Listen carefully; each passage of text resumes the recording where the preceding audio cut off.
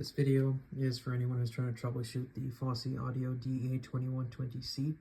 I have the TV feeding into the Fosi through optical connection, as you can see.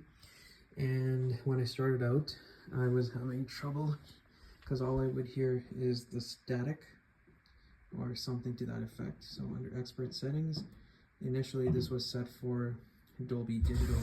And as you can hear, the sound is not that great.